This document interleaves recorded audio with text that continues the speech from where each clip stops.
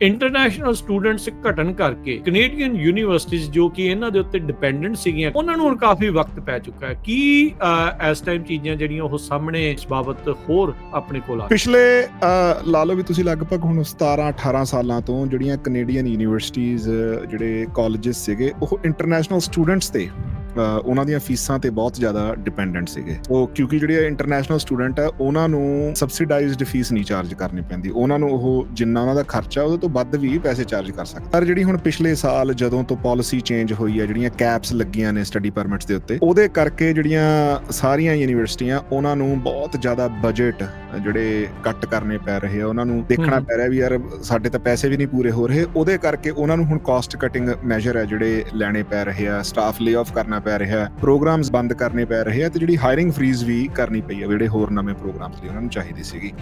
ਸੋ ਉਹਦੇ ਕਰਕੇ ਜਿਹੜੀਆਂ ਕਾਫੀ ਸਮੱਸਿਆ ਦੇ ਵਿੱਚ ਜਿਹੜੀਆਂ ਯੂਨੀਵਰਸਿਟੀਜ਼ ਫਸੀਆਂ ਹੋਈਆਂ ਨੇ। ਮੇਰੀ ਇਕੱਲੇ ਹੀ ਅਮਰੀਕਾ ਦੇ ਵਿੱਚ ਕਿਸੇ ਨਾਲ ਗੱਲ ਹੁੰਦੀ ਸੀਗੀ, ਉਹ ਕਹਿੰਦੇ ਵੀ ਜਿਹੜਾ ਇਮੀਗ੍ਰੇਸ਼ਨ ਦਾ ਵੀ ਉਹ ਫੂਡ ਪ੍ਰਾਈਸਿਸ ਤੇ ਜਾਂ ਦੁੱਧ ਦੀਆਂ ਪ੍ਰਾਈਸਿਸ ਤੇ ਆਲਰੇਡੀ ਅਮਰੀਕਾ ਦੇ ਵਿੱਚ ਵੀ ਅਸਰ ਦਿਸਣਾ ਸ਼ੁਰੂ ਹੋ ਗਿਆ। ਸੋ ਇੱਕ ਨਾ ਜਿਹੜੀ ਇੱਕ ਜੈਨੂਇਨ ਜੀ ਕਰੈਕਟਨੈਸ ਹੁੰਦੀ ਹੈ ਜਿਹਦੀ ਲੋੜ ਸੀਗੀ, ਉਹ ਮਾਹੌਲ ਇਦਾਂ ਦਾ ਬਣਿਆ ਵੀ ਉਹ ਆਪਣੇ ਆਪ ਨੂੰ ਪ੍ਰੂਵ ਕਰਨ ਲਈ ਵੀ ਯਾਰ ਦੇਖੋ ਅਸੀਂ ਕੁਝ ਕਰ ਰਹੇ ਹਾਂ। ਜਿਹੜੀ ਓਵਰ ਕਰੈਕਸ਼ਨ ਹੈ ਉਹਨੇ ਸਗੋਂ ਜ਼ਿਆਦਾ ਨੁਕਸਾਨ ਕਰ ਦੇਣਾ, ਤੇ ਜਦੋਂ ਤੱਕ ਉਹ ਜਿਹੜੀਆਂ ਅਥਾਰਟੀਜ਼ ਉਹਨਾਂ ਨੂੰ ਇਸ ਗੱਲ ਦੀ ਸਮਝ ਆਉਣੀ ਹੈ ਫਿਰ ਉਦੋਂ ਤੱਕ ਤਾਂ ਹੋਰ ਵੀ ਜ਼ਿਆਦਾ ਜਿਹੜੀ ਚੀਜ਼ ਹੱਲ ਕਰਨੀ ਹੈ ਉਹਨੂੰ ਐਗਜ਼ੈਜਰੇਟ ਕਰ ਦੇਣਾ। ਇਨਫਲੇਸ਼ਨ ਨੂੰ ਹੱਲ ਕਰਨਾ ਸੀਗਾ, ਯੂਨੀਵਰਸਿਟੀਜ਼ ਦੇ ਵਿੱਚ ਭੀੜ ਨੂੰ ਹੱਲ ਕਰਨਾ ਸੀਗਾ, ਜੌਬਸ ਨੂੰ ਹੱਲ ਕਰਨਾ ਸੀਗਾ, ਪਰ ਹੋ ਕੀ ਰਿਹਾ? ਉਹ ਤੋਂ ਬਿਲਕੁਲ ਪੁੱਠਾ ਹੱਲ ਹੋ ਰਿਹਾ। ਚੀਜ਼ਾਂ ਮਹਿੰਗੀਆਂ ਹੋ ਰਹੀਆਂ ਕਿ ਸਸਤੀ ਲੇਬਰ ਨਹੀਂ ਹੈਗੀ। ਯੂਨੀਵਰਸਿਟੀਜ਼ ਦੇ ਵਿੱਚ ਸੀਗਾ ਵੀ ਯਾਰ ਬੱਚਿਆਂ ਨੂੰ ਕਲਾਸਾਂ ਸੌਖੀਆਂ ਮਿਲਣਗੀਆਂ, ਉਹਦਾ ਵੀ ਅਸਰ ਦਿਖ ਰਿਹਾ ਤੇ ਸਾਰਾ ਸਮਾਨ ਮਹਿੰਗਾ ਹੋ ਰਿਹਾ। ਜੇ ਮਾਰ ਕਾਰਨੀ ਹੋਣੀ ਜਦੋਂ ਪ੍ਰਾਈਮ ਮਿਨਿਸਟਰ ਬਣੇ ਸੀ, ਉਹ ਅਫੋਰਡੇਬਿਲਟੀ ਨੂੰ ਲੈ ਕੇ, ਘਰਾਂ ਨੂੰ ਲੈ ਕੇ, ਇਹਨਾਂ ਸਾਰੀਆਂ ਚੀਜ਼ਾਂ ਨੂੰ ਲੈ ਕੇ ਵੀ ਕਾਫੀ ਉਹਨਾਂ ਨੇ ਜਿਹੜੇ ਵਾਅਦੇ ਜਿਹੜੇ ਉਹ ਕੀਤੇ ਸੀ। ਆਈ ਨੋ ਸਟਿਲ ਅਰਲੀ, ਕੁਛ ਉਧਰਲੇ ਪਾਸੇ ਨੂੰ ਇਦਾਂ ਦੀਆਂ ਚੀਜ਼ਾਂ ਵੱਲ ਨੂੰ ਕੋਈ ਕਦਮ ਪੁੱਟਦੇ ਨਜ਼ਰ ਆ ਰਹੇ। ਜਿਹੜੀ ਇਨਫਲੇਸ਼ਨ ਨੰਬਰਸ ਆ ਉਹ ਠੀਕ ਹੈ। ਵੈਸੇ ਤਾਂ ਦੇਖੋ ਇਨਫਲੇਸ਼ਨ ਤਾਂ ਕੀ, ਹੁਣ ਤਾਂ ਇਸ ਵੇਲੇ ਸਾਰੇ ਕੈਨੇਡਾ ਵਾਈਡ ਹੀ ਡਿਪਰੈਸ਼ਨ ਵਾਲੇ ਹਾਲਾਤ ਹੋਏ ਹੋਏ ਆ। ਸੋ ਜਿਹੜੀ ਆਪਣਾ ਕਹਿ ਰਹੇ ਰਿਸੈਸ਼ਨ ਵਾਲੇ ਹਾਲਾਤ ਹੋਏ ਹੋਏ ਆ। ਡੀਲ ਬਣਨ ਦੀ ਨਜ਼ਰ ਆਉਂਦੀ ਕੋਈ? ਹਜੇ ਜੀ ਕੋਈ ਇਦਾਂ ਦੇ ਸੰਕੇਤ ਨਹੀਂ ਆ ਰਹੇ। ਗੱਲਬਾਤ ਚੱਲ ਰਹੀ ਹੈ ਜਿਹੜੇ ਕੈਨੇਡਾ ਦੇ ਅਮਰੀਕਾ ਦੇ ਐਮਬੈਸਡਰ ਹੈਗੇ ਆ, ਉਹ ਜਾ ਕੇ ਵਾਸ਼ਿੰਗਟਨ ਬੈਠੇ ਆ। ਜਿਹੜੇ ਸਪੈਸ਼ਲ ਸਾਡੇ ਮਿਨਿਸਟਰ ਲਾਏ ਹੋਏ ਇਸ ਨੈਗੋਸ਼ੀਏਸ਼ਨ ਲਈ, ਉਹ ਵੀ ਲਗਾਤਾਰ ਵਾਸ਼ਿੰਗਟਨ ਜਾ ਰਹੇ ਆ। ਪਰ ਜਿਹੜੀ ਪ੍ਰਧਾਨ ਮੰਤਰੀ ਕਾਰਨੀ ਦੀ ਜਿਹੜੀ ਪਿਛਲੀ ਗੱਲਬਾਤ ਆ, ਉਹ ਜਦੋਂ ਆਪਾਂ 3 ਹਫ਼ਤੇ ਪਹਿਲਾਂ ਕਵਰ ਕੀਤੀ ਸੀਗੀ, ਉਦੋਂ ਦੀ ਹੀ ਹੋਈ ਆ। ਉਸ ਤੋਂ ਬਾਅਦ ਜੇ ਕੁਝ ਅੱਗੇ ਨਹੀਂ। ਕਿਹੜੇ ਕੁਝ ਨਵੇਂ ਕ੍ਰਿਟੀਕਲ ਪ੍ਰੋਜੈਕਟ ਜਿਹੜੇ ਇਹਨਾਂ ਨੇ ਚਾਲੂ ਕਰਨ ਦੇ ਲਈ ਜਾਂ ਇਹਨਾਂ ਆਫਿਸਿਸ ਦੇ ਬਾਰੇ ਜਿਹੜਾ ਉਹ ਅਨਾਉਂਸ ਕੀਤਾ ਆ ਵੀ ਕਿਹੜੇ ਪ੍ਰੋਜੈਕਟ ਆ ਜਿਨ੍ਹਾਂ ਦੇ ਨਾਲ ਕੁਝ ਜੌਬਸ ਜਾਂ ਕੋਈ ਗਰੋਥ ਵੱਲ ਨੂੰ ਜਿਹੜਾ ਇਸ਼ਾਰਾ ਹੋ ਸਕਦਾ? ਪ੍ਰਧਾਨ ਮੰਤਰੀ ਕਾਰਨੀ ਹੋਣਾ ਨੇ 5 ਜਾਂ 6 ਪ੍ਰੋਜੈਕਟ ਉਹਨਾਂ ਨੇ ਅੱਜ ਅਨਾਉਂਸ ਕੀਤੇ ਆ। ਜਿਹੜਾ ਪਹਿਲਾ ਪ੍ਰੋਜੈਕਟ ਅਨਾਉਂਸ ਕੀਤਾ ਉਹ ਹੈਗਾ LNG ਕੈਨੇਡਾ ਦਾ ਫੇਜ਼ 2। ਇਹ ਬ੍ਰਿਟਿਸ਼ ਕੋਲੰਬੀਆ ਦੇ ਵਿੱਚ ਲੱਗਣਾ ਜੀ। ਕਿਬੈਕ ਦੇ ਵਿੱਚ ਜਿਹੜਾ ਪੋਰਟ ਹੈਗਾ ਜੀ, ਉਹਨੂੰ ਲਗਭਗ ਉਹਦੀ ਜਿਹੜੀ ਕੈਪੈਸਿਟੀ ਹੈ 60% ਤੋਂ ਉੱਤੇ ਵਧਾਉਣੀ ਹੈ। ਸਸਕੈਚਵਨ ਦੇ ਵਿੱਚ ਜਿਹੜੀ ਕਾਪਰ ਮਾਈਨ ਹੈਗੀ ਆ, ਉਹਦਾ ਸਾਈਜ਼ ਵਧਾਉਣਾ, ਉਹਦੀ ਪ੍ਰੋਡਕਸ਼ਨ ਵਧਾਉਣੀ ਆ। ਹਾਂਜੀ, ਤੇ ਇਦਾਂ ਹੀ ਨਾਰਥ ਵੈਸਟਰਨ ਬ੍ਰਿਟਿਸ਼ ਕੋਲੰਬੀਆ ਦੇ ਵਿੱਚ ਜਿਹੜੀ ਰੈੱਡ ਕ੍ਰਿਸ ਮਾਈਨ ਹੈਗੀ ਆ, ਉਹਦੀ ਵੀ ਮਤਲਬ ਐਕਸਪੈਂਸ਼ਨ ਕਰਨ ਲੱਗਿਆ। 1 ਦਹਾਕਾ ਹੋਰ ਉੱਥੇ ਕਾਪਰ ਦੀ ਪ੍ਰੋਡਕਸ਼ਨ ਹੋ ਸਕੇ। ਕੱਲ ਇੱਕ ਜਿਹੜੀ ਅਸੈਸੀਨੇਸ਼ਨ ਹੁੰਦੀ ਹੈ, ਕਤਲ ਹੁੰਦਾ ਹੈ ਚਾਰਲੀ ਕਰਕ ਦਾ ਅਮਰੀਕਾ ਦੇ ਵਿੱਚ। ਕੈਨੇਡਾ ਦੇ ਵਿੱਚ ਇਸ ਕਤਲ ਨੂੰ ਲੈ ਕੇ ਕਿੱਦਾਂ ਦੇਖਿਆ ਜਾਂਦਾ? ਜਿਹੜੀਆਂ ਚਾਰਲੀ ਕਰਕ ਦੀਆਂ ਪਾਲਿਸੀਜ਼ ਹੈਗੀਆਂ, ਜਿਹੜੀ ਅਮਰੀਕਾ ਫਸਟ ਪਾਲਿਸੀ ਹੈ, ਜਾਂ ਜਿਹੜੀਆਂ ਐਬੋਰਸ਼ਨ ਦੇ ਅਗੇਂਸਟ, ਸਟ੍ਰਿਕਟ ਗਨ ਲਾਜ਼ ਦੇ ਅਗੇਂਸਟ ਜਿਹੜੀਆਂ ਚਾਰਲੀ ਕਰਕ ਦੀਆਂ ਉਹਨਾਂ ਦੀਆਂ ਸਟੇਟਮੈਂਟਸ ਰਹੀਆਂ, ਜਿਹੜੀਆਂ ਉਹ ਪਬਲਿਕ ਦੇ ਵਿੱਚ ਕਹਿੰਦੇ ਰਹੇ ਆ, ਉਹਨਾਂ ਦੇ ਨਾਲ ਹਿਸਟੋਰੀਕਲੀ ਬਹੁਤੇ ਕੈਨੇਡੀਅਨ ਜਾਂ ਬਹੁਤੇ ਕੈਨੇਡੀਅਨ ਲੀਡਰ ਸਹਿਮਤ ਨਹੀਂ ਸੀਗੇ। ਚਾਰਲੀ ਕਰਕ ਦੀ ਕੱਲ ਦੀ ਜਿਹੜੀ ਅਸੈਸੀਨੇਸ਼ਨ ਹੋਈ ਆ, ਉਸ ਤੋਂ ਬਾਅਦ ਸਾਰੀਆਂ ਸਹਿਮਤੀਆਂ ਦੇ ਬਾਵਜੂਦ ਵੀ ਲਗਭਗ ਕੈਨੇਡਾ ਦੇ ਸਾਰੇ ਪ੍ਰੀਮੀਅਰਾਂ ਨੇ, ਕੈਨੇਡਾ ਦੇ ਪ੍ਰਧਾਨ ਮੰਤਰੀ ਨੇ, ਆਪੋਜੀਸ਼ਨ ਦੇ ਲੀਡਰ ਪੀਅਰ ਪੋਲੀਏਵ ਹੋਣਾ ਨੇ, ਸਾਰਿਆਂ ਨੇ ਹੀ ਉਹਨਾਂ ਦੀ ਜਿਹੜੀ ਚਾਰਲੀ ਕਰਕ ਦੀ ਮੌਤ ਤੇ ਗਹਿਰਾ ਦੁੱਖ ਪ੍ਰਗਟ ਕੀਤਾ ਹੈ। ਹਮਾਸ ਦੇ ਲੀਡਰਸ ਨੂੰ ਕਤਰ ਦੇ ਵਿੱਚ ਮਾਰਨ ਦੀ ਕੋਸ਼ਿਸ਼ ਇਜ਼ਰਾਈਲ ਨੇ ਕੀਤੀ ਹੈ। ਕੈਨੇਡਾ ਕਹਿੰਦੇ ਵੀ ਅਸੀਂ ਜਿਹੜੇ ਸੰਬੰਧਾਂ ਦੇ ਉੱਤੇ ਬੜ ਵਿਚਾਰ ਜਿਹੜਾ ਉਹ ਕਰਾਂਗੇ। ਜਿਹੜੇ ਤੁਹਾਡੇ ਆਈ ਥਿੰਕ ਫੋਰਨ ਮਿਨਿਸਟਰ ਆਨੰਦ ਨੇ, ਉਹਨਾਂ ਨੇ ਇਦਾਂ ਦਾ ਬਿਆਨ ਦਿੱਤਾ ਹੈ। Punjabi radio USA, Punjabi TV USA ਸੁਣ ਰਹੇ, ਦੇਖ ਰਹੇ ਸਾਡੇ ਸਾਰੇ ਹੀ ਸਰੋਤਿਆਂ ਤੇ ਦਰਸ਼ਕਾਂ ਨੂੰ ਨਿੱਘੀ ਜੀ ਆਇਆਂ ਨੂੰ ਪਿਆਰ ਭਰੀ ਸਤਿ ਸ੍ਰੀ ਅਕਾਲ। ਸੋ ਜੋ ਅੱਜ ਦਾ ਇਹ ਵਿਸ਼ੇਸ਼ ਪ੍ਰੋਗਰਾਮ ਲੈ ਕੇ ਹਾਜ਼ਰ ਹੋ ਚੁੱਕੇ ਹਾਂ। ਸਾਂਝੀ ਸਾਦੇ ਇਸ ਪ੍ਰੋਗਰਾਮ ਦੇ ਵਿੱਚ ਆਪਾਂ ਕੈਨੇਡਾ ਨੂੰ ਲੈ ਕੇ ਅਪਡੇਟਸ ਤੁਹਾਡੇ ਨਾਲ ਸਾਂਝੀਆਂ ਕਰਦੇ ਹਾਂ। ਗੱਲਬਾਤ ਕਰਨ ਦੇ ਲਈ ਜੁੜ ਚੁੱਕੇ ਨੇ ਆਪਣੇ ਨਾਲ ਕੈਨੇਡਾ ਤੋਂ ਗੁਰਜਸਪਾਲ ਸਿੰਘ। ਗੁਰਜਸਪਾਲ ਸਿੰਘ ਜੀ, ਆਇਆਂ ਨੂੰ ਸਵਾਗਤ ਹੈ। ਸਤਿ ਸ੍ਰੀ ਅਕਾਲ। ਪੰਜਾਬੀ ਰੇਡੀਓ USA ਸੁਣ ਰਹੇ ਸਾਰੇ ਸਰੋਤਿਆਂ ਨੂੰ ਪੰਜਾਬੀ TV USA ਦੇਖ ਰਹੇ ਸਾਰੇ ਦਰਸ਼ਕਾਂ ਨੂੰ ਸਤਿ ਸ਼੍ਰੀ ਅਕਾਲ। ਰਾਜਕਰਨਵੀਰ ਸਿੰਘ ਜੀ, ਬਹੁਤ ਮਿਹਰਬਾਨੀ, ਸਤਿ ਸ਼੍ਰੀ ਅਕਾਲ। ਵੱਖ-ਵੱਖ ਟੌਪਿਕਸ ਦੇ ਉੱਤੇ ਗੱਲਬਾਤ ਕਰਾਂਗੇ ਜੋ ਕੈਨੇਡਾ ਦੇ ਵਿੱਚ ਇਸ ਟਾਈਮ ਲੇਟਲੀ ਜਿਹੜਾ ਉਹ ਚੱਲ ਰਿਹਾ ਆ, ਕੀ ਅਸਰ, ਕੀ ਕਿਵੇਂ ਕੁਛ ਜਿਹੜਾ ਉਹ ਚੱਲ ਰਿਹਾ ਉਹਦੇ ਬਾਰੇ ਜਾਣਕਾਰੀਆਂ ਹੋਣਗੀਆਂ। ਕੈਨੇਡਾ ਦੇ ਵਿੱਚ ਗੁਰਜਸਪਾਲ ਸਿੰਘ, ਆਪਾਂ ਨੂੰ ਪਤਾ ਵੀ ਪੰਜਾਬ ਤੋਂ, ਭਾਰਤ ਤੋਂ, ਹੋਰ ਵੀ ਦੁਨੀਆ ਤੋਂ ਬਹੁਤ ਸਾਰੇ ਜਿਹੜੇ ਇੰਟਰਨੈਸ਼ਨਲ ਸਟੂਡੈਂਟ ਆਉਂਦੇ। ਅਮਰੀਕਾ 'ਚ ਆਪਾਂ ਵੀ ਕਿਸੇ ਟਾਈਮ ਦੇ ਉੱਤੇ ਇੱਕ ਇੰਟਰਨੈਸ਼ਨਲ ਸਟੂਡੈਂਟ ਦੇ ਤੌਰ ਦੇ ਉੱਤੇ ਜਿਹੜਾ ਉਹ ਆਏ, ਇੱਕ ਰਾਹ ਜਿਹੜਾ ਉਹ ਬਣਦਾ ਆ, ਇੱਥੇ ਤੁਸੀਂ ਐਸਟੈਬਲਿਸ਼ ਹੁੰਦੇ ਆ, ਕਈ ਲੋਕ ਆਪਣੇ ਬਿਜ਼ਨਸ ਬਣਾਉਂਦੇ ਆ, ਕਈ ਕੰਮਾਂ ਕਾਰਾਂ ਦੇ ਵਿੱਚ ਜਿਹੜੇ ਉਹ ਲੱਗਦੇ ਆ। ਪਰ ਕੈਨੇਡਾ ਦੇ ਵਿੱਚ ਇਹ ਰੁਝਾਨ ਬਹੁਤ ਸੀ। ਆਪਾਂ ਪੰਜਾਬ ਦੇ ਵਿੱਚੋਂ ਦੇਖਿਆ ਵੀ ਸ਼ਾਇਦ ਹੀ ਕੋਈ ਘਰ ਬਚਿਆ ਹੋਊਗਾ ਵੀ, ਜਾਂ ਪਰਿਵਾਰ ਕੋਈ ਅਜਿਹਾ ਬਚਿਆ ਹੋਊਗਾ ਜਿੱਥੋਂ ਕੋਈ ਇਸ ਪਾਸੇ ਵੱਲ ਨੂੰ ਨਾ ਆਇਆ ਹੋਵੇ। ਹੁਣ ਇੰਟਰਨੈਸ਼ਨਲ ਸਟੂਡੈਂਟਸ ਨੂੰ ਲੈ ਕੇ ਜੋ ਉੱਥੇ ਚੱਲ ਰਿਹਾ ਆ, ਜਿੱਦਾਂ ਦੀਆਂ ਚਰਚਾਵਾਂ ਆ, ਜਿੱਦਾਂ ਦੀ ਹੁਣ ਸਖਤੀ ਹੋ ਰਹੀ ਆ, ਤੇ ਜੋ ਰਿਪੋਰਟਸ ਇਹ ਆ ਰਹੀਆਂ ਆ ਵੀ ਕਾਫੀ ਜ਼ਿਆਦਾ ਇੰਟਰਨੈਸ਼ਨਲ ਸਟੂਡੈਂਟਸ ਜਿਹੜੇ ਉੱਥੇ ਘਟ ਗਏ ਨੇ। ਇੰਡੀਆ ਦੇ ਲਈ ਕਾਫੀ ਵੱਡੇ ਪੱਧਰ ਦੇ ਉੱਤੇ ਕਾਫੀ ਹਾਈ ਪਰਸੈਂਟੇਜ ਜਿਹੜੇ ਸਟੂਡੈਂਟ ਵੀਜ਼ੇ ਜਿਹੜੇ ਉਹ ਰਿਜੈਕਟ ਹੋਏ, ਓਵਰਆਲ ਵਰਲਡ ਵਾਈਡ ਵੀ ਜਿਹੜੇ ਇਸ ਵਾਰ ਘੱਟ ਆਏ ਨੇ। ਇੰਟਰਨੈਸ਼ਨਲ ਸਟੂਡੈਂਟਸ ਘਟਣ ਕਰਕੇ ਕੈਨੇਡੀਅਨ ਯੂਨੀਵਰਸਿਟੀਜ਼ ਜੋ ਕਿ ਇਹਨਾਂ ਦੇ ਉੱਤੇ ਡਿਪੈਂਡੈਂਟ ਸੀਗੀਆਂ, ਕਹਿ ਸਕਦੇ ਆ ਵੀ ਜੋ ਉਹਨਾਂ ਨੇ ਆਪਣਾ ਤਾਮਝਾਮ ਲਾਮ ਲਕਸ਼ਰ ਜਿਹੜਾ ਉੱਤੇ ਲਾਇਆ ਸੀਗਾ, ਉਹਨਾਂ ਨੂੰ ਹੁਣ ਕਾਫੀ ਵਕਤ ਪੈ ਚੁੱਕਾ ਹੈ। ਕੀ ਇਸ ਟਾਈਮ ਚੀਜ਼ਾਂ ਜਿਹੜੀਆਂ ਉਹ ਸਾਹਮਣੇ ਗੁਰਜਸਪਾਲ ਸਿੰਘ ਇਸ ਬਾਬਤ ਹੋਰ ਆਪਣੇ ਕੋਲ ਆ ਰਹੀਆਂ? ਸੋ ਜਿਹੜੀਆਂ ਕੈਨੇਡੀਅਨ ਯੂਨੀਵਰਸਿਟੀਜ਼ ਹੈ ਨਾ, ਉਹ ਨਾਰਮਲੀ ਸਰਕਾਰੀ ਫੰਡਸ ਦੇ ਉੱਤੇ ਜਿਹੜੀਆਂ ਡਿਪੈਂਡ ਕਰਦੀਆਂ ਹੁੰਦੀਆਂ, ਜਾਂ ਕਿਉਂਕਿ ਜਿਹੜੀਆਂ ਰੈਜ਼ੀਡੈਂਟ ਸਟੂਡੈਂਟ ਦੀਆਂ ਫੀਸਾਂ ਉਹ ਇੰਨੀਆਂ ਜ਼ਿਆਦਾ ਨਹੀਂ ਹੁੰਦੀਆਂ, ਉਹ ਸਿਰਫ ਆਪਣੇ ਖਰਚੇ ਕਰਨ ਲਈ ਪੂਰੀਆਂ ਹੁੰਦੀਆਂ। ਯੂਨੀਵਰਸਿਟੀਜ਼ ਦੇ ਵਿੱਚ ਕੱਲੀ ਪੜ੍ਹਾਈ ਨਹੀਂ ਹੁੰਦੀ, ਰਿਸਰਚ ਹੁੰਦੀ ਹੈ, ਪਾਲਿਸੀ ਹੁੰਦੀ ਹੈ, ਬਹੁਤ ਜ਼ਿਆਦਾ ਚੀਜ਼ਾਂ ਯੂਨੀਵਰਸਿਟੀਆਂ ਦੇ ਵਿੱਚ ਹੁੰਦੀਆਂ। ਮਤਲਬ ਨਾਰਮਲੀ ਲੋਕਾਂ ਨੂੰ ਇਹ ਲੱਗਦਾ ਹੁੰਦਾ ਨਾ ਵੀ ਯਾਰ ਯੂਨੀਵਰਸਿਟੀ ਦੇ ਵਿੱਚ ਕੱਲੀ ਪੜ੍ਹਾਈ ਹੁੰਦੀ ਹੈ। ਪਰ ਜਿਹੜੇ ਇੱਕ ਰੈਜ਼ੀਡੈਂਟ ਸਟੂਡੈਂਟ ਆ, ਉਹਨਾਂ ਦੀ ਫੀਸ ਇੰਨੀ ਜ਼ਿਆਦਾ ਨਹੀਂ ਹੁੰਦੀ ਵੀ ਉਹ ਯੂਨੀਵਰਸਿਟੀ ਦਾ ਖਰਚਾ ਚੱਕ ਸਕੇ। ਸੋ ਨਾਰਮਲੀ ਜਿਹੜੀਆਂ ਪ੍ਰੋਵਿੰਸ਼ੀਅਲ ਫੈਡਰਲ ਗਵਰਨਮੈਂਟਸ ਦੀ ਉਹਨਾਂ ਨੂੰ ਫੰਡਿੰਗ ਹੁੰਦੀ ਹੈ, ਜਾਂ ਪ੍ਰਾਈਵੇਟ ਰਿਸਰਚ ਗਰੁੱਪਸ ਦੀ ਉਹਨਾਂ ਨੂੰ ਫੰਡਿੰਗ ਹੁੰਦੀ ਹੈ। ਪਿਛਲੇ ਲਾ ਲਓ ਵੀ ਤੁਸੀਂ ਲਗਭਗ ਹੁਣ 17-18 ਸਾਲਾਂ ਤੋਂ ਜਿਹੜੀਆਂ ਕੈਨੇਡੀਅਨ ਯੂਨੀਵਰਸਿਟੀਜ਼, ਜਿਹੜੇ ਕਾਲਜਿਸ ਸੀਗੇ, ਉਹ ਇੰਟਰਨੈਸ਼ਨਲ ਸਟੂਡੈਂਟਸ ਤੇ ਉਹਨਾਂ ਦੀਆਂ ਫੀਸਾਂ ਤੇ ਬਹੁਤ ਜ਼ਿਆਦਾ ਡਿਪੈਂਡੈਂਟ ਸੀਗੇ। ਸੋ ਕਿਉਂਕਿ ਜਿਹੜੇ ਇੰਟਰਨੈਸ਼ਨਲ ਸਟੂਡੈਂਟ ਆ, ਉਹਨਾਂ ਨੂੰ ਸਬਸਿਡਾਈਜ਼ਡ ਫੀਸ ਨਹੀਂ ਚਾਰਜ ਕਰਨੀ ਪੈਂਦੀ, ਉਹਨਾਂ ਨੂੰ ਉਹ ਜਿੰਨਾ ਉਹਨਾਂ ਦਾ ਖਰਚਾ ਉਹਦੇ ਤੋਂ ਵੱਧ ਵੀ ਪੈਸੇ ਚਾਰਜ ਕਰ ਸਕਦੇ ਆ। ਆਪਣੇ ਇੱਥੇ 3-3 ਗੁਣਾ ਹੁੰਦੇ ਸੀਗੇ ਇੱਕ ਕ੍ਰੈਡਿਟ ਦੇ। ਜੀ। ਸੋ ਉਸੇ ਤਰੀਕੇ ਨਾਲ ਜਿਹੜੀਆਂ ਪਿਛਲੇ 15-18 ਸਾਲਾਂ ਤੋਂ ਜਿਹੜੀਆਂ ਕੈਨੇਡੀਅਨ ਯੂਨੀਵਰਸਿਟੀਜ਼ ਆ, ਉਹ ਚੱਲੇ ਹੀ ਕਾਫੀ ਜ਼ਿਆਦਾ, ਮਤਲਬ ਉਹ ਫੀਸਾਂ ਜਿਹੜੇ ਇੰਟਰਨੈਸ਼ਨਲ ਫੀਸਾਂ ਦੇ ਚੱਲ ਰਹੀ ਸੀਗੀਆਂ। ਪਰ ਜਿਹੜੀ ਹੁਣ ਪਿਛਲੇ ਸਾਲ ਜਦੋਂ ਤੋਂ ਪਾਲਿਸੀ ਚੇਂਜ ਹੋਈ ਹੈ, ਜਿਹੜੀਆਂ ਕੈਪਸ ਲੱਗੀਆਂ ਨੇ ਸਟੱਡੀ ਪਰਮਿਟਸ ਦੇ ਉੱਤੇ, ਉਹਦੇ ਕਰਕੇ ਜਿਹੜੀਆਂ ਸਾਰੀਆਂ ਯੂਨੀਵਰਸਿਟੀਆਂ, ਉਹਨਾਂ ਨੂੰ ਬਹੁਤ ਜ਼ਿਆਦਾ ਬਜਟ ਜਿਹੜੇ ਕੱਟ ਕਰਨੇ ਪੈ ਰਹੇ ਆ, ਉਹਨਾਂ ਨੂੰ ਦੇਖਣਾ ਪੈ ਰਿਹਾ ਵੀ ਯਾਰ ਸਾਡੇ ਤਾਂ ਪੈਸੇ ਵੀ ਨਹੀਂ ਪੂਰੇ ਹੋ ਰਹੇ। ਉਹਦੇ ਕਰਕੇ ਉਹਨਾਂ ਨੂੰ ਹੁਣ ਕਾਸਟ ਕਟਿੰਗ ਮੈਜਰ ਹੈ ਜਿਹੜੇ ਲੈਣੇ ਪੈ ਰਹੇ ਆ, ਸਟਾਫ ਲੇ ਆਫ ਕਰਨਾ ਪੈ ਰਿਹਾ, ਪ੍ਰੋਗਰਾਮਸ ਬੰਦ ਕਰਨੇ ਪੈ ਰਹੇ ਆ, ਤੇ ਜਿਹੜੀ ਹਾਇਰਿੰਗ ਫਰੀਜ਼ ਵੀ ਕਰਨੀ ਪਈ ਆ ਜਿਹੜੇ ਹੋਰ ਨਵੇਂ ਪ੍ਰੋਗਰਾਮਸ ਲਈ ਉਹਨਾਂ ਨੂੰ ਚਾਹੀਦੀ ਸੀਗੀ। ਸੋ ਉਹਦੇ ਕਰਕੇ ਜਿਹੜੀਆਂ ਕਾਫੀ ਸਮੱਸਿਆ ਦੇ ਵਿੱਚ ਜਿਹੜੀਆਂ ਯੂਨੀਵਰਸਿਟੀਜ਼ ਫਸੀਆਂ ਹੋਈਆਂ ਨੇ। ਸੋ ਜਿਹੜੀ ਕੈਨੇਡੀਅਨ ਗਵਰਨਮੈਂਟ ਨੇ ਕੈਪ ਲਾਇਆ ਸੀਗਾ ਯੂਨੀਵਰਸਿਟੀਜ਼ ਦੇ ਉੱਤੇ, ਉਹ 35% ਦਾ ਲਾਇਆ ਸੀਗਾ ਵੀ ਅਸੀਂ 2025 ਦੇ ਵਿੱਚ ਜਿਹੜੀ ਇੰਟਰਨੈਸ਼ਨਲ ਸਟੂਡੈਂਟ ਐਨਰੋਲਮੈਂਟ ਆ, ਉਹ ਅਸੀਂ 35% ਘਟਾ ਦੇਣੀ ਹੈ ਨਾਰਮਲ ਨਾਲੋਂ। ਪਰ ਹੋਇਆ ਕੀ ਹੈ, ਕਿਉਂਕਿ ਜਿਹੜਾ ਮਾਹੌਲ ਬਣ ਗਿਆ ਵੀ ਬੱਚਿਆਂ ਨੇ ਵੀ ਅਸੀਂ ਨਹੀਂ, ਵੀ ਮਤਲਬ ਯਾਰ ਕੈਨੇਡਾ ਤਾਂ ਬੰਦ ਹੋ ਗਿਆ, ਕੈਨੇਡਾ ਬੰਦ ਹੋ ਗਿਆ, ਉਹਦੇ ਕਰਕੇ ਜਿਹੜੀ ਐਨਰੋਲਮੈਂਟ ਆ, ਉਹ 50% ਤੋਂ ਵੀ ਇੰਟਰਨੈਸ਼ਨਲ ਸਟੂਡੈਂਟਸ ਦੀ ਥੱਲੇ ਡਿੱਗ ਗਈ। ਜਿਹੜੇ ਕਾਲਜਿਸ ਸੀਗੇ ਉਹਨਾਂ ਦਾ ਤਾਂ ਉਹ ਤੋਂ ਜ਼ਿਆਦਾ ਹੋਰ ਵੀ ਜ਼ਿਆਦਾ ਬੁਰਾ ਹਾਲ ਹੋ ਗਿਆ। ਫਿਰ ਉਸ ਤੋਂ ਬਾਅਦ ਜਿਹੜੀ ਰੈਪੂਟੇਸ਼ਨ ਵੀ ਮਤਲਬ ਜਿਹੜੀ ਵੀ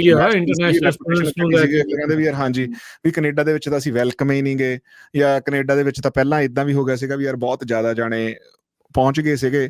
ਫਿਰ ਅਗੇਨ ਕੈਪ ਹੋਰ ਲਾਇਆ ਸੀਗਾ, ਉਹ ਰੈਪੂਟੇਸ਼ਨ ਕਰਕੇ ਸਗੋਂ ਹੋਰ ਵੀ ਜ਼ਿਆਦਾ ਬੱਚੇ ਘੱਟ ਆਏ।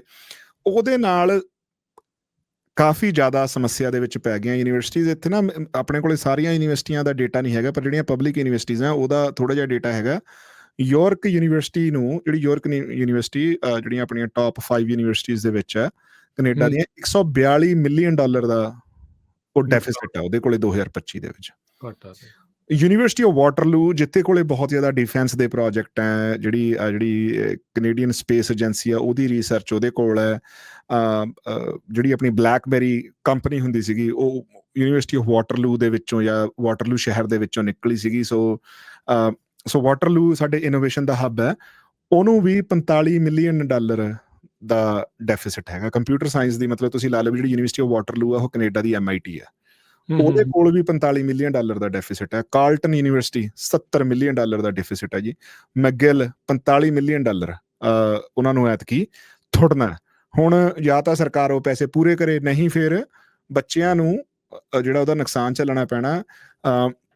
ਜਿਹੜੀਆਂ ਖਬਰਾਂ ਆ ਰਹੀਆਂ ਉਹਦੇ ਵਿੱਚ ਵੀ, ਕਿਉਂਕਿ ਹੁਣ ਕਲਾਸਾਂ ਦੀ ਸਾਈਜ਼ ਵਧਾਉਣਾ ਪਿਆ। ਜੇ ਤੁਸੀਂ ਪਹਿਲਾਂ ਕਿਸੇ ਕੋਰਸ ਦੀਆਂ 3 ਕਲਾਸਾਂ ਚੱਲ ਰਹੀਆਂ, ਹੁਣ ਉਹ ਬੱਚੇ ਤਾਂ ਉਹਨੇ ਹੈ ਨਹੀਂਗੇ ਵੀ ਉਹਨਾਂ ਨੂੰ ਜਿਹੜਾ ਕਲਾਸ ਸਾਈਜ਼ ਘਟਾਉਣਾ ਪਿਆ। ਤੇ ਕਿਉਂਕਿ ਇੰਟਰਨੈਸ਼ਨਲ ਸਟੂਡੈਂਟ ਨਹੀਂ ਹੈਗੇ ਤੇ ਫੀਸ ਵੀ ਨਹੀਂ, ਪ੍ਰੋਫੈਸਰਾਂ ਦੀ ਉਨੀ ਤਨਖਾਹ ਵੀ ਨਹੀਂ ਦੇ ਸਕਦੇ, ਕਿਉਂਕਿ ਜਿਹੜੀ ਪ੍ਰੋਫੈਸਰਾਂ ਦੀ ਤਨਖਾਹ ਹੈ ਬਿਲਕੁਲ ਉਹ ਕਲਾਸਾਂ ਦੇ ਹਿਸਾਬ ਨਾਲ ਤੇ ਬੱਚਿਆਂ ਦੇ ਹਿਸਾਬ ਨਾਲ ਟਾਈਡ ਹੁੰਦੀ ਹੈ ਸਮਹਾਉ, ਜਿਹੜੇ ਵੋਕੇਸ਼ਨਲ ਪ੍ਰੋਫੈਸਰ ਹੁੰਦੇ ਆ। ਸੋ ਕਲਾਸ ਸਾਈਜ਼ ਵਧਾਉਣਾ ਪਿਆ, ਫਿਰ ਉਹਦੇ ਚ ਵੇਟ ਟਾਈਮ ਵੱਧ ਗਈ ਤੇ ਬੱਚਿਆਂ ਨੂੰ ਜਿਹੜੇ ਈਵਨ ਇੱਥੋਂ ਦੇ ਰੈਜ਼ੀਡੈਂਟ ਬੱਚੇ ਵੀ ਆ, ਪਹਿਲਾਂ ਵੀ ਦੇਖੋ ਜਦੋਂ ਬਹੁਤ ਜ਼ਿਆਦਾ ਗਿਣਤੀ ਵੱਧ ਗਈ ਸੀਗੀ, ਜਿਹੜੇ ਇੱਥੋਂ ਦੇ ਰੈਜ਼ੀਡੈਂਟ ਪੇਰੈਂਟਸ ਸੀਗੀ, ਉਹਨਾਂ ਦੀ ਇਹ ਸ਼ਿਕਾਇਤ ਸੀਗੀ ਵੀ ਯਾਰ ਇੰਟਰਨੈਸ਼ਨਲ ਸਟੂਡੈਂਟਾਂ ਕਰਕੇ ਸਾਡੇ ਬੱਚਿਆਂ ਨੂੰ ਦਾਖਲਾ ਨਹੀਂ ਮਿਲ ਰਿਹਾ, ਕਲਾਸਾਂ ਦੇ ਵਿੱਚ ਉਹ ਨਹੀਂ ਮਿਲ ਰਹੀ। ਹੁਣ ਜਦੋਂ ਇਹ ਬਲੌਕ ਲੱਗ ਗਏ ਹੈ, ਸਗੋਂ ਉਹ ਸਮੱਸਿਆ ਵਰਸ ਹੋ ਗਈ। ਰਾਜਕਰਨਵੀਰ ਸਿੰਘ ਅੱਛਾ, ਪ੍ਰੋਫੈਸਰ ਇੱਕ ਹੋ ਗਿਆ, ਕਲਾਸ ਵੱਡੀ ਹੋ ਗਈ ਤੇ ਕਲਾਸ ਮਿਲਦੀ ਨਹੀਂ ਹੈ। ਹਾਂਜੀ, ਤੇ ਕਲਾਸਾਂ ਮਿਲਦੀਆਂ ਨਹੀਂ ਗਈਆਂ ਉਹਨਾਂ ਨੂੰ, ਸਗੋਂ ਹੁਣ ਅਗਲੇ ਸਮੈਸਟਰ ਤੱਕ ਡਿਲੇ ਕਰਨਾ ਪੈ ਰਿਹਾ।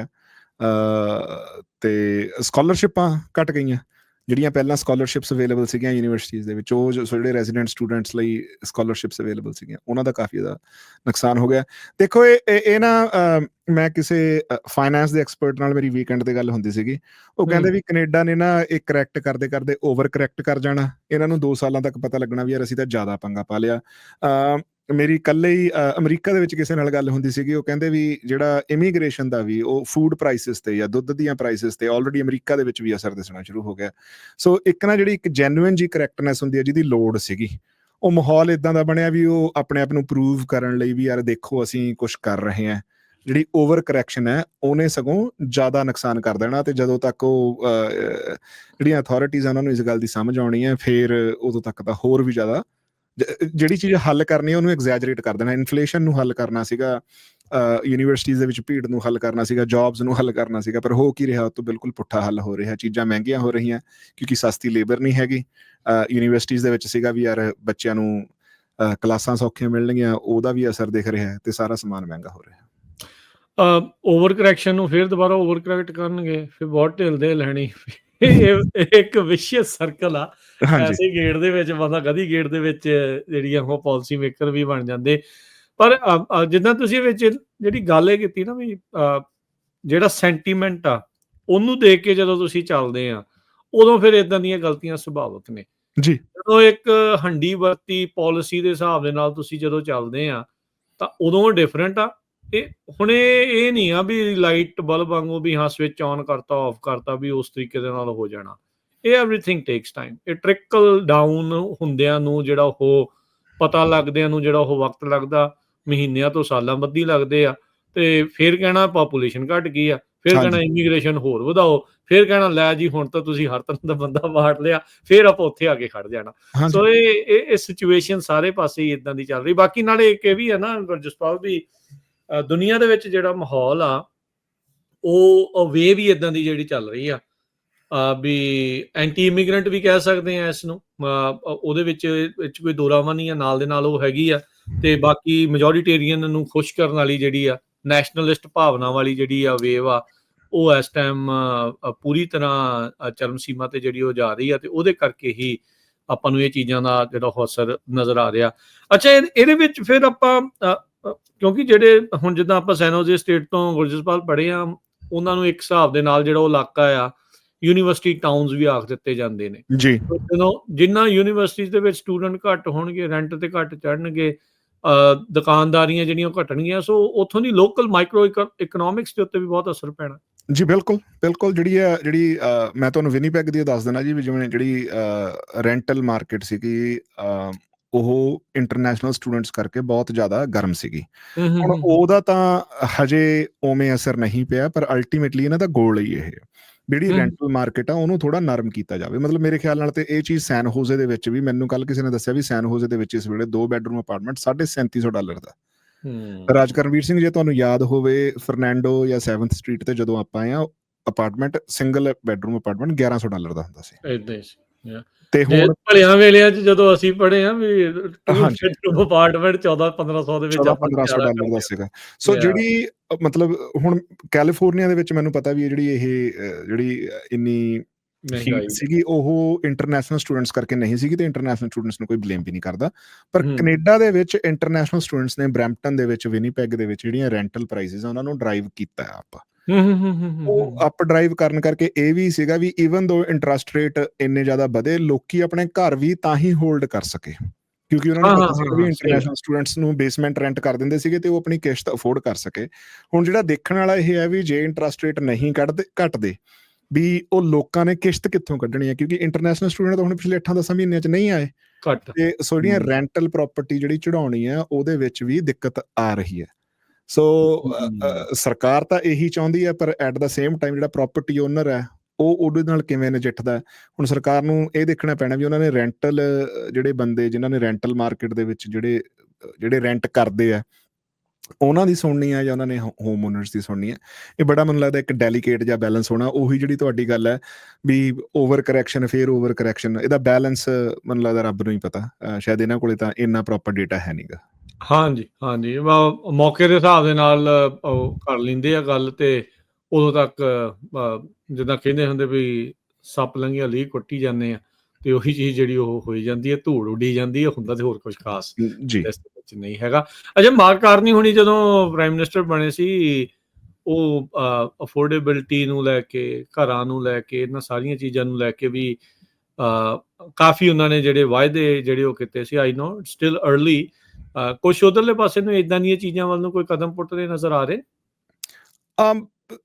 ਜਿਹੜੀ ਇਨਫਲੇਸ਼ਨ ਨੰਬਰਸ ਆ ਉਹ ਠੀਕ ਹੈ। ਵੈਸੇ ਤਾਂ ਦੇਖੋ ਇਨਫਲੇਸ਼ਨ ਤਾਂ ਕੀ, ਹੁਣ ਤਾਂ ਇਸ ਵੇਲੇ ਸਾਰੇ ਕੈਨੇਡਾ ਵਾਈਡ ਹੀ ਡਿਪਰੈਸ਼ਨ ਵਾਲੇ ਹਾਲਾਤ ਹੋਏ ਆ। ਸੋ ਜਿਹੜੀ ਆਪਣਾ ਕਹਿ ਰਹੇ ਉਹਨੂੰ ਆਪਾਂ ਕਹਿੰਦੇ ਹੁੰਦੇ ਆ ਵੀ ਰਿਸੈਸ਼ਨ ਵਾਲੇ ਹਾਲਾਤ ਹੋਏ ਆ। ਸੋ ਸਾਰੀ ਇਕਨੋਮਿਕ ਡਾਊਨਟਰਨ, ਮੈਂਟਲੀ ਡਿਪਰੈਸ਼ਨ ਆ ਤੇ ਇਕਨੋਮਿਕਲੀ ਰਿਸੈਸ਼ਨ ਆ। ਹਾਂਜੀ, ਨਹੀਂ ਉਹਨੂੰ ਇਕਨੋਮਿਕ ਡਿਪਰੈਸ਼ਨ ਵੀ ਕਹਿ ਦਿੰਦੇ ਆ ਜੀ।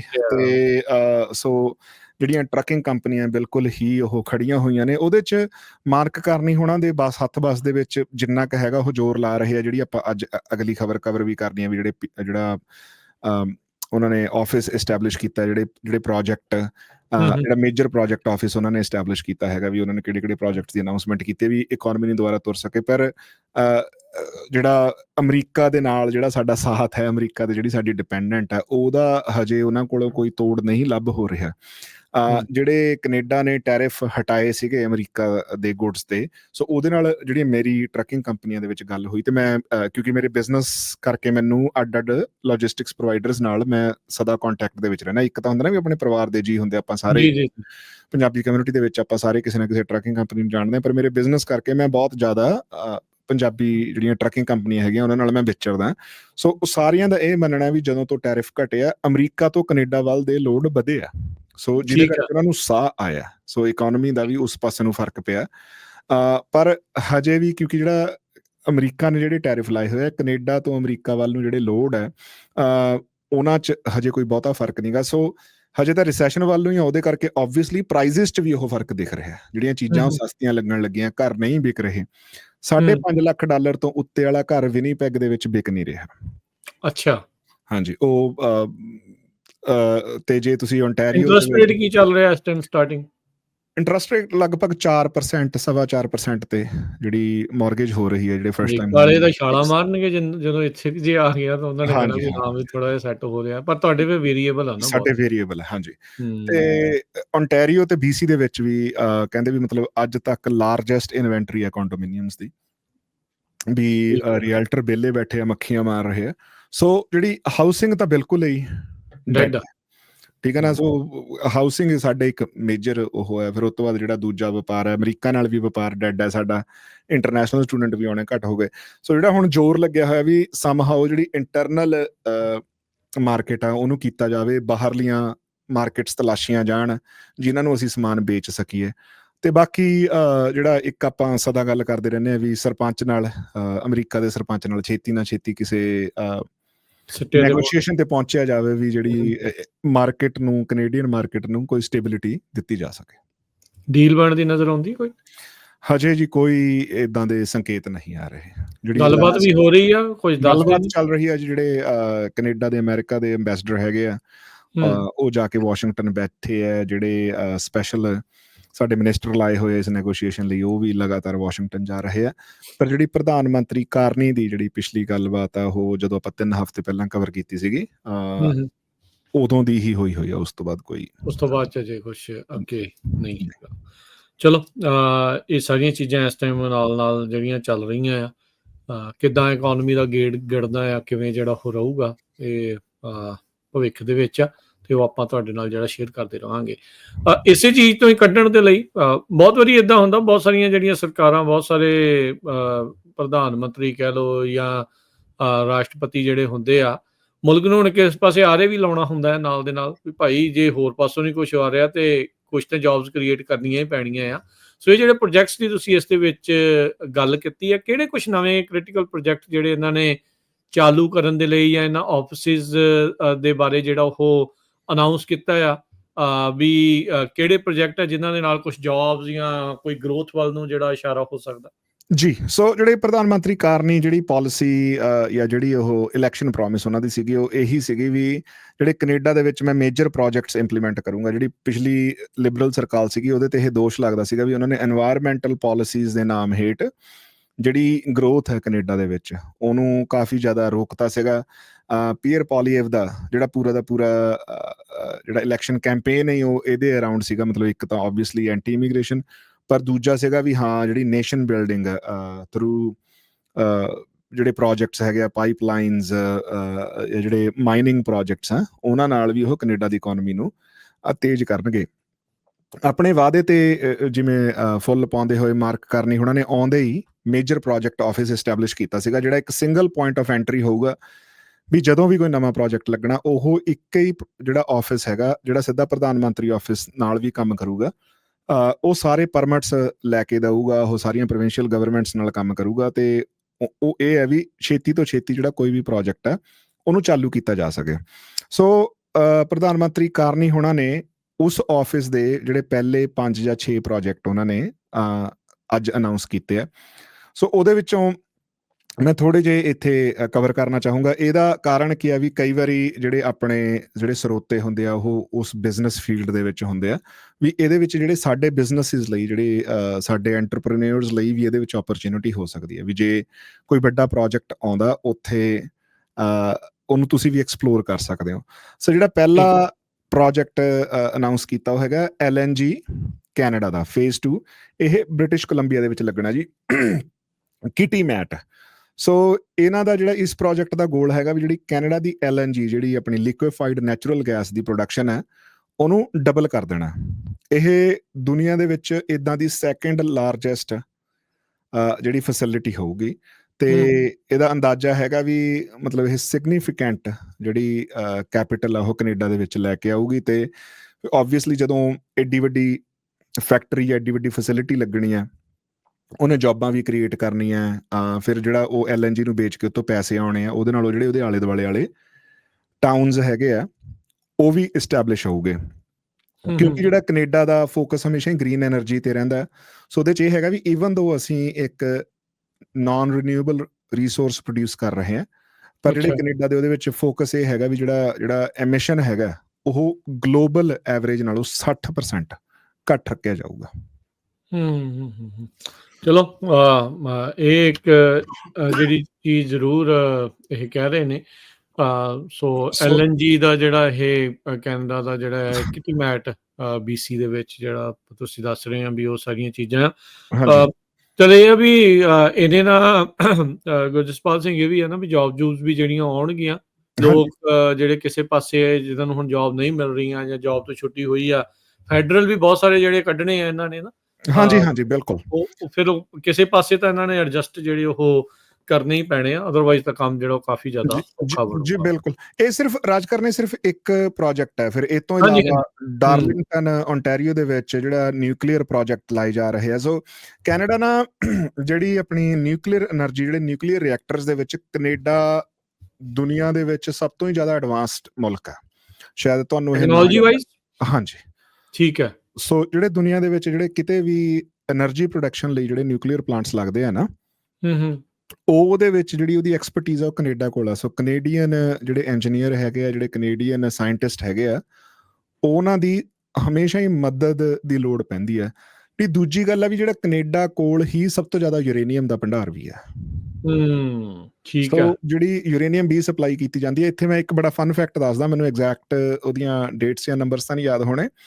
ਸੋ ਜਿਹੜਾ ਇੰਡੀਆ ਨੇ ਜਦੋਂ ਪਹਿਲੀ ਵਾਰੀ ਨਿਊਕਲੀਅਰ ਧਮਾਕਾ ਕੀਤਾ ਸੀਗਾ 1970 ਚ, ਉਹਨਾਂ ਨੇ ਜਿਹੜਾ ਉਹ ਯੂਰੇਨੀਅਮ ਲਿਆ ਸੀਗਾ, ਉਹ ਬਿਜਲੀ ਪ੍ਰੋਡਿਊਸ ਕਰਨ ਲਈ ਕੈਨੇਡਾ ਤੋਂ ਲਿਆ ਸੀਗਾ, ਤੇ ਜਿਹੜੀ ਟੈਕਨੋਲੋਜੀ ਉਹ ਵੀ ਕੈਨੇਡਾ ਨੇ ਪ੍ਰੋਵਾਈਡ ਕੀਤੀ ਸੀ।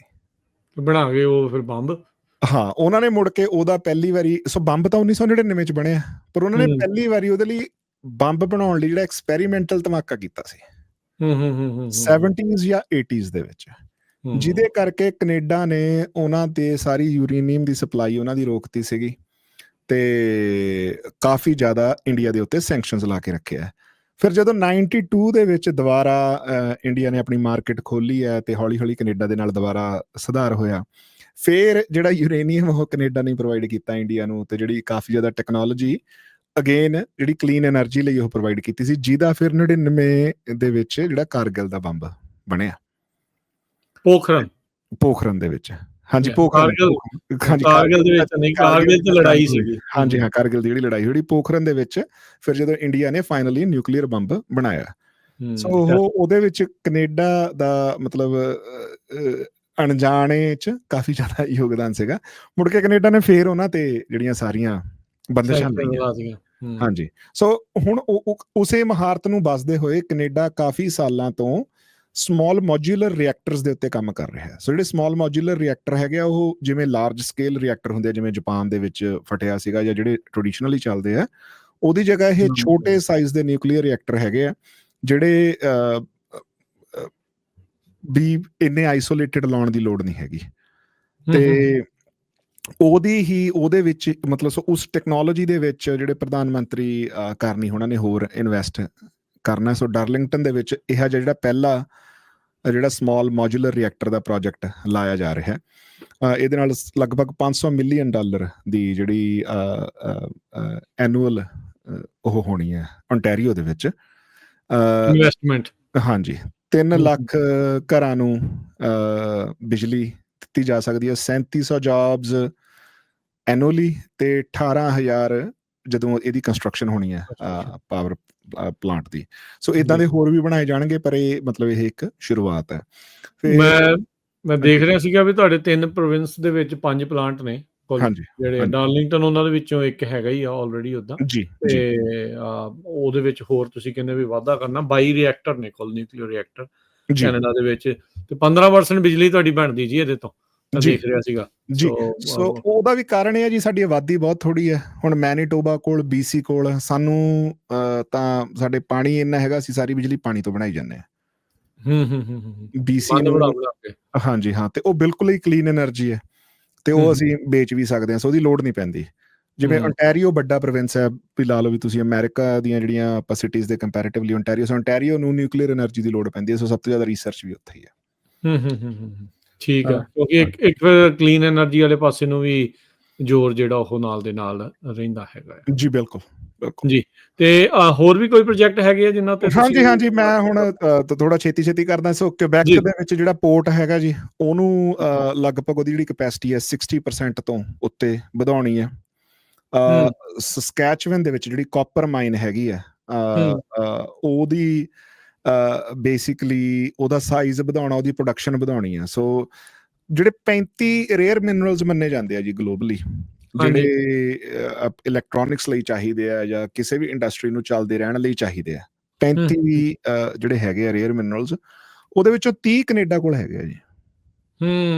ਠੀਕ ਆ। ਸੋ ਕਾਪਰ ਆਬਵੀਅਸਲੀ ਉਹਨਾਂ ਚੋਂ ਇੱਕ ਹੈ, ਤੇ ਉਹ ਕਾਪਰ ਦੀ ਪ੍ਰੋਡਕਸ਼ਨ ਵਧਾ ਰਹੇ ਆ।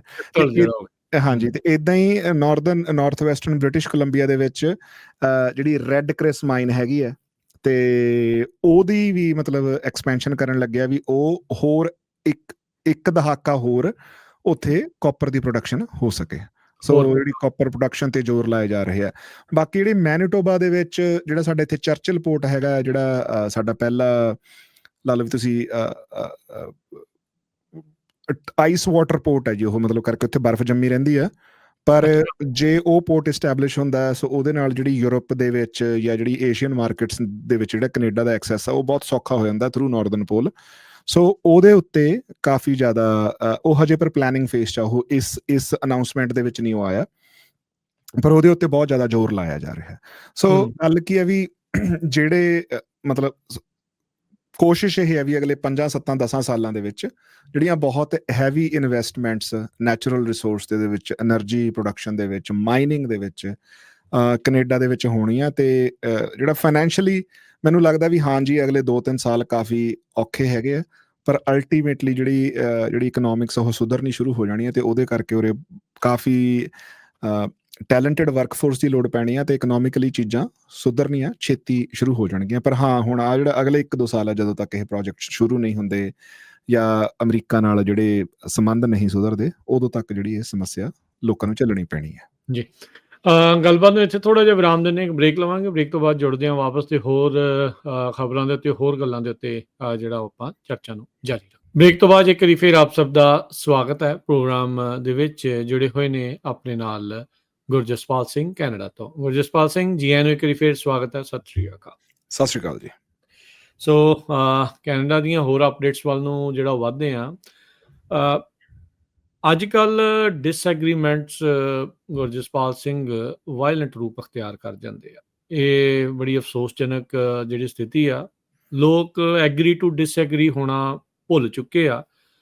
ਵਿਚਾਰਕ ਮਤਭੇਦ ਜਦ ਅੱਗੇ ਤੁਰ ਜਾਂਦੇ ਆ ਤਾਂ ਉਹਦੇ ਨਾਲ ਕੰਮ ਖਰਾਬ ਹੁੰਦਾ। ਰੈਟਰਿਕ ਇੱਕ ਪਾਸੋਂ ਨਹੀਂ, ਦੋਨੋਂ ਪਾਸੋਂ ਹੀ ਬਹੁਤ ਸਰਗਰਮ ਜਿਹੜਾ ਉਹ ਰਹਿੰਦਾ ਆ। ਉਸ ਦਾ ਜਿਹੜਾ ਆਪਾਂ ਨਤੀਜਾ ਦੇਖਿਆ ਵੀ ਕੱਲ੍ਹ ਇੱਕ ਜਿਹੜੀ ਅਸੈਸੀਨੇਸ਼ਨ ਹੁੰਦੀ ਹੈ, ਕਤਲ ਹੁੰਦਾ ਆ ਚਾਰਲੀ ਕਰਕ ਦਾ ਅਮਰੀਕਾ ਦੇ ਵਿੱਚ, ਤੇ ਉਹ ਇੱਕ ਕਾਫੀ ਵੱਡੇ ਜਿਹੜੇ ਰਿਪਲ ਇਫੈਕਟਸ ਆ ਉਹ ਦੁਨੀਆ ਭਰ ਦੇ ਵਿੱਚ ਉਸ ਦੇ ਨਜ਼ਰ ਆ ਰਹੇ ਆ। ਖਾਸ ਕਰਕੇ ਉਦੋਂ ਜਦੋਂ ਪ੍ਰਸ਼ਾਸਨ ਦਾ ਬਹੁਤ ਹੀ ਕਰੀਬੀ ਇੱਕ ਚਹੇਤੇ ਲੀਡਰ ਦੇ ਤੌਰ ਦੇ ਉੱਤੇ ਜਾਂ ਇੱਕ ਚਹੇਤੇ ਬੰਦੇ ਦੇ ਤੌਰ ਦੇ ਉੱਤੇ ਉਸ ਨੂੰ ਦੇਖਿਆ ਜਾਂਦਾ ਆ। ਕੈਨੇਡਾ ਦੇ ਵਿੱਚੋਂ ਵੀ ਲੀਡਰਸ ਨੇ ਜਿਹੜੇ ਚਾਰਲੀ ਕਰਕ ਦੀ ਇਸ ਮੌਤ ਦੇ ਉੱਤੇ, ਇਸ ਅਸੈਸੀਨੇਸ਼ਨ ਦੇ ਉੱਤੇ ਵੱਖ-ਵੱਖ ਟਿੱਪਣੀਆਂ ਜਿਹੜੀਆਂ ਕੀਤੀਆਂ ਆ। ਕੈਨੇਡਾ ਦੇ ਵਿੱਚ ਇਸ ਕਤਲ ਨੂੰ ਲੈ ਕੇ ਕਿੱਦਾਂ ਦੇਖਿਆ ਜਾ ਰਿਹਾ? ਸੋ ਜਿਹੜੀਆਂ ਚਾਰਲੀ ਕਰਕ ਦੀਆਂ ਪਾਲਿਸੀਜ਼ ਹੈਗੀਆਂ, ਜਿਹੜੀ ਅਮਰੀਕਾ ਫਸਟ ਪਾਲਿਸੀ ਹੈ, ਜਾਂ ਜਿਹੜੀਆਂ ਅਬੋਰਸ਼ਨ ਦੇ ਅਗੇਂਸਟ, ਸਟ੍ਰਿਕਟ ਗਨ ਲਾਜ਼ ਦੇ ਅਗੇਂਸਟ ਜਿਹੜੀਆਂ ਚਾਰਲੀ ਕਰਕ ਦੀਆਂ ਜਿਹੜਾ ਉਹਨਾਂ ਦੀਆਂ ਸਟੇਟਮੈਂਟਸ ਰਹੀਆਂ, ਜਿਹੜੀਆਂ ਉਹ ਪਬਲਿਕ ਦੇ ਵਿੱਚ ਕਹਿੰਦੇ ਰਹੇ ਆ, ਉਹਨਾਂ ਦੇ ਨਾਲ ਹਿਸਟੋਰੀਕਲੀ ਬਹੁਤੇ ਕੈਨੇਡੀਅਨ ਜਾਂ ਬਹੁਤੇ ਕੈਨੇਡੀਅਨ ਲੀਡਰ ਸਹਿਮਤ ਨਹੀਂ ਸੀਗੇ। ਪਰ ਉਹਨਾਂ ਅਸਹਿਮਤੀਆਂ ਦੇ ਬਾਵਜੂਦ, ਜਿਵੇਂ ਤੁਸੀਂ ਕਿਹਾ, ਜਿਹੜੇ ਕੈਨੇਡੀਅਨ ਜਿਹੜੀਆਂ ਵੈਲਿਊਜ਼ ਹੈਗੀਆਂ ਉਹ ਵਾਇਲੈਂਸ ਨੂੰ ਬਹੁਤ ਜ਼ਿਆਦਾ ਅਵੋਇਡ ਕਰਦੀਆਂ ਜਾਂ ਵਾਇਲੈਂਸ ਦੇ ਬਹੁਤ ਸੋ ਜਿਹੜੀ ਚਾਰਲੀ ਕਰਕ ਦੀ ਕੱਲ੍ਹ ਦੀ ਜਿਹੜੀ ਅਸੈਸੀਨੇਸ਼ਨ ਹੋਈ ਆ, ਉਸ ਤੋਂ ਬਾਅਦ ਸਾਰੀਆਂ ਸਹਿਮਤੀਆਂ ਦੇ ਬਾਵਜੂਦ ਵੀ ਲਗਭਗ ਕੈਨੇਡਾ ਦੇ ਸਾਰੇ ਪ੍ਰੀਮੀਅਰਾਂ ਨੇ, ਕੈਨੇਡਾ ਦੇ ਪ੍ਰਧਾਨ ਮੰਤਰੀ ਨੇ, ਆਪੋਜੀਸ਼ਨ ਦੇ ਲੀਡਰ ਪੀਅਰ ਪੋਲੀਏਵ ਹੋਣਾ ਨੇ, ਸਾਰਿਆਂ ਨੇ ਹੀ ਉਹਨਾਂ ਦੀ ਜਿਹੜੀ ਚਾਰਲੀ ਕਰਕ ਦੀ ਮੌਤ ਤੇ ਗਹਿਰਾ ਦੁੱਖ ਪ੍ਰਗਟ ਕੀਤਾ।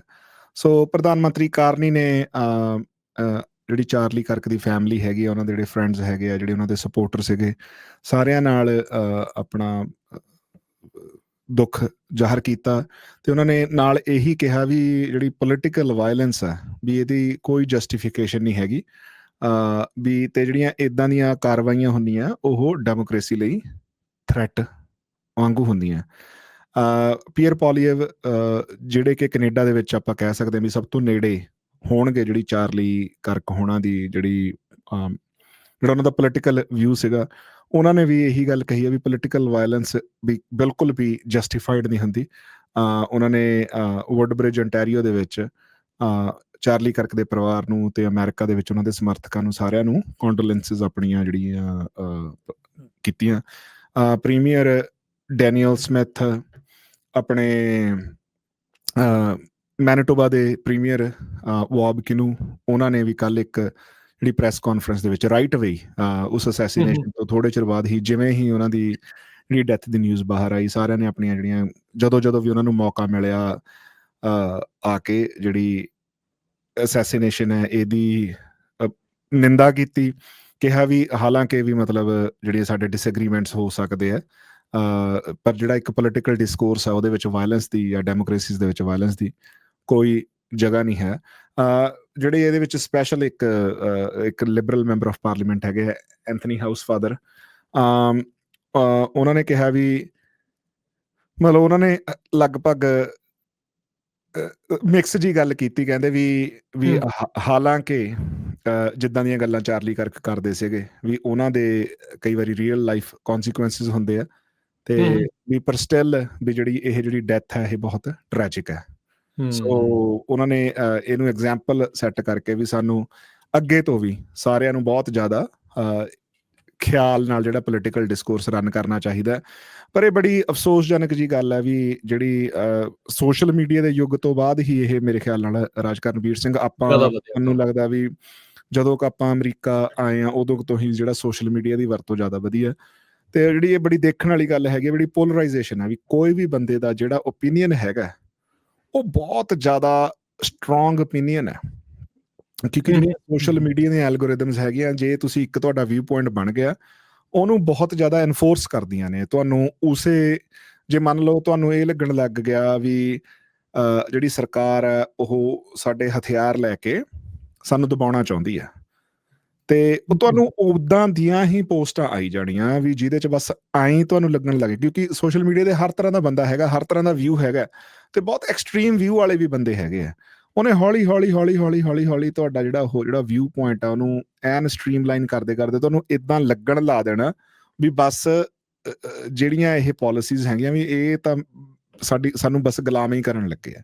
ਇਹਦਾ ਜਿਹੜਾ ਵੀ ਵਿਊ ਪੁਆਇੰਟ ਹੁੰਦਾ ਉਹਨੂੰ ਪੂਰਾ ਇੰਨਾ ਜ਼ਿਆਦਾ ਉਹ ਕੰਸੋਲੀਡੇਟ ਕਰ ਦਿੰਦੇ ਆ, ਜਿਹਦਾ ਫਿਰ ਮੁੜ ਕੇ ਸਾਨੂੰ ਇਦਾਂ ਦੇ ਨਤੀਜੇ ਦੇਖਣ ਨੂੰ ਮਿਲਦੇ ਆ। ਹੁਣ ਇਹਦੇ ਚ ਜਿਹੜੀ ਜ਼ਿਆਦਾ ਮੈਨੂੰ ਹੋਰ ਸੈਡ ਗੱਲ ਹੈ, ਤੇ ਤੁਸੀਂ ਮੇਰੇ ਖਿਆਲ ਨਾਲ ਰਾਜ ਕਰਨਵੀਰ ਸਿੰਘ ਜ਼ਿਆਦਾ ਦੱਸ ਸਕਦੇ ਆ, ਜਿਹੜੇ ਸਾਡੇ ਕੈਨੇਡੀਅਨ ਸਰੋਤੇ ਹੈਗੇ ਆ ਜਿਹੜੇ ਕੈਨੇਡਾ ਦੇ ਵਿੱਚ ਪੰਜਾਬੀ ਰੇਡੀਓ USN ਸੁਣਦੇ ਹੁਣ, ਵੀ ਅਮਰੀਕਾ ਦੇ ਵਿੱਚ ਵੀ ਮੈਨੂੰ ਲੱਗਦਾ ਵੀ ਇਹਦੇ ਲਈ ਸੀਰੀਅਸ ਇੱਕ ਟੈਨਸ਼ਨ ਹੋਣੀ ਹੈ, ਕਿਉਂਕਿ ਜਿਹੜੇ ਹੁਣ ਜਿਹੜੀ ਗਨ ਓਨਰਸ਼ਿਪ ਹੈ ਉਹ ਤਾਂ ਰਾਈਟ ਵਿੰਗ ਦੀ ਬਹੁਤ ਜ਼ਿਆਦਾ ਹੈ, ਤੇ ਉਹਦੀ ਰਿਟੈਲੀਏਸ਼ਨ ਦੇ ਵਿੱਚ ਜਿਹੜੇ ਲੈਫਟ ਵਿੰਗ ਜਿਹੜੇ ਪ੍ਰੋਗਰੈਸਿਵ ਬਲੌਗਰ ਹੈਗੇ ਆ, ਜਿਹੜੇ ਪ੍ਰੋਗਰੈਸਿਵ ਲੀਡਰ ਹੈਗੇ ਆ, ਉਹਨਾਂ ਨੂੰ ਸ਼ਾਇਦ ਜਿਹੜੀ ਇਸ ਵਾਇਲੈਂਸ ਸਾਈਕਲ ਦਾ ਮਤਲਬ ਇੱਕ ਡਰ ਤਾਂ ਹੋਣਾ ਹੀ ਆ।